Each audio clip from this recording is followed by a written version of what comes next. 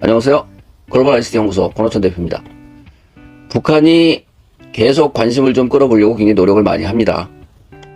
국제환경 변화, 그리고 한국의 지금 이제 총선을 앞두고 자신들의 영향력을 과시하고 무언가 국제사회에 메시지를 전달해서 무언가 얻어보기 위해서 굉장히 노력을 많이 하고 있어요. 적극적인 노력을 하고 있습니다. 미사일 계속 발사하고 강경한 메시지 날리고. 근데 그거는 솔직히 말해서 현재 눈에 보여지는 어떤 물리적 행동이에요. 그거에 그렇게 큰 위험성은 없다라고 볼 수 있습니다. 그런데 그거보다 더 무서운 게 있습니다. 그게 뭘까요? 바로 사이버전 공격입니다. 북한이 미사일 발사를 하고 방공망을 회피를 하는 시스템을 만들고, 사실은 그런 것들은 전쟁이 발발하지 않는 한 북한 애들이 적극적으로 활용하기에는 무리가 좀 있습니다. 그리고 국제사회의 비난을 피할 길도 없습니다. 왜? 누가 있는지 뻔히 아니까. 그래서 북한 애들이 지금 택한 방법은 뭘까요? 눈에 안 보이는 거, 눈에 안 보이는 쪽으로 공격하는 거. 그게 바로 사이버전 공격입니다. 핵과 미사일이라는 하드웨어 기반의 무기체계는 러시아, 중국, 북한으로 이어지면서 계속 고도화를 추구하고 있어요. 이런 무기체계는 여러분 다 아시는 것처럼 개발과 운용에 시간과 막대한 비용이 필요합니다. 그러다 보니까 북한 애들이 사실 자본적으로 굉장히 많이 딸려요. 그리고 실제적으로 이런 무기들, 재래식 무기들을 사용함에 있어서는 국제관계의 어떤 리스크, 그리고 각종 제재, 이런 것들로 인해서 섣부르게 행동하기에는 걸림돌이 굉장히 많습니다. 굉장히 큰 문제점이라고 얘들은 생각을 하는 거죠. 그런데 이런 낮은 경제성과 리스크를 극복하고 언제 어디서든 마음만 먹으면 공격할 수 있는 그런 무기를 북한이 보유를 하고 있습니다. 그게 뭘까요?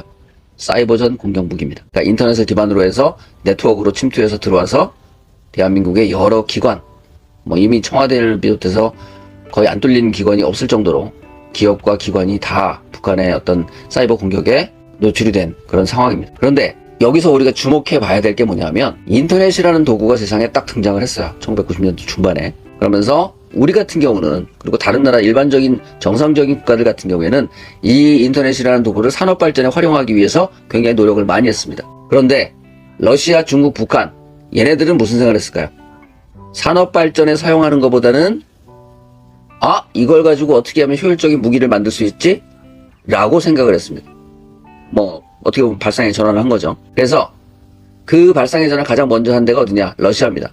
물론 이전에 이제 미국이 인터넷이라는 걸 만들었고, 그리고 그 인터넷을 기반으로 해서 무기화하는 어떤 그런 부분에서도 얘들이 생각을 많이 했겠죠. 그런데 이걸 실제적으로 다른 나라를 공격하고 뭐하고 하는 어떤 그런 거에 직접적으로 사용하기 위해서 무언가를 시작한 건 러시아가 처음입니다. 그리고 얘들이, 러시아가 이런 어떤 무기 체계를 만들고 나서 이걸 중국에게 전파를 하고, 중국은 또 그리고 발전을 시켜서 전력을 구축하고 공격 무기를 개발하고, 그러면서 북한에 또 이 기술을 전수를 해줍니다. 그러다 보니까 우리와 북한의 군사적 긴장 상황, 무력 대칭화, 비대칭화, 이 부분을 얘기할 때 우리가 흔히 북한의 핵과 미사일이 대한민국과 군사적인 어떤 비대칭화를 심화시키고 있어 라고 생각을 하는 경향이 많습니다. 이게 정상적이에요. 그죠? 눈에 보여지니까. 그런데 이거보다 더 심각한 건 뭐냐면 사이버전 전력이에요. 산업발전 수준이 3차 산업혁명 초기에 해당하는 북한은 90년대 중후반부터 사이버전 전력의 증강을 추진했고, 현재 전 세계에서 거의 탑을 달리고 있습니다. 그 정도의 강력한 사이버전 전력과 공격 기반을 갖추고 있어요. 이걸 통해서 매분 매초 대한민국을 공격을 하고 있습니다. 그런데 4차 산업혁명을 주도하는 선도국가, 전 세계에서 몇 나라 있죠. 근데 그 중에서 거의 탑을 달리고 있는 나라가 어디입니까? 대한민국입니다. 그런데 이런 대한민국이 이 북한의 사이버전 공격을 방어하거나 공격을 실행할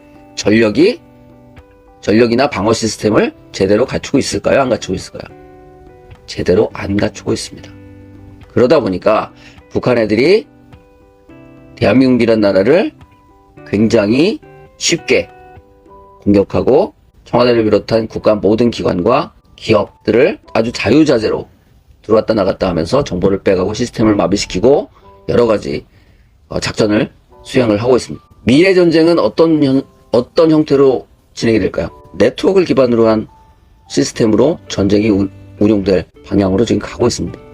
그걸 우리가 네트워크 중심전이다 라고 얘기합니다. 그러니까 네트워크화와 무인화가 미래 전쟁의 핵심이다 라고 할 수 있는 거죠. 그래서 ICT를 적용한 무기 체계를 제대로 잘 갖추고 이것을 통해서 급속한 전환이 이루어지고 그리고 이것을 바탕으로 해서 선도할 수 있는 어떤 그런 기본 인프라를 대한민국은 다 가지고 있습니다.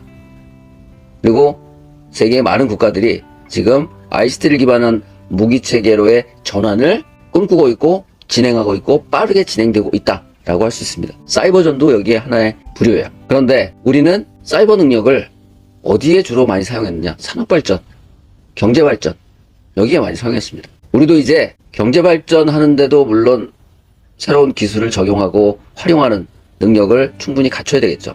그런데 이와 동시에 인터넷뿐만이 아니고 AI 앞으로 더 나올 어떤 다른 기술들 이런 기술들에 있어서도 발상의 전환을 하면서 산업과 경제발전 뿐만이 아니고 국방과 안보에도 절대적으로 잘 활용할 수 있는 그런 방향의 이원화된 발상의 전환을 할 필요가 있습니다. 그래서 대통령 직속으로 컨트롤 타워를 만들고 민간군이 효율적으로 협업을 극대화할 수 있는 그런 방안을 하루속히 좀 빨리 찾아야 됩니다.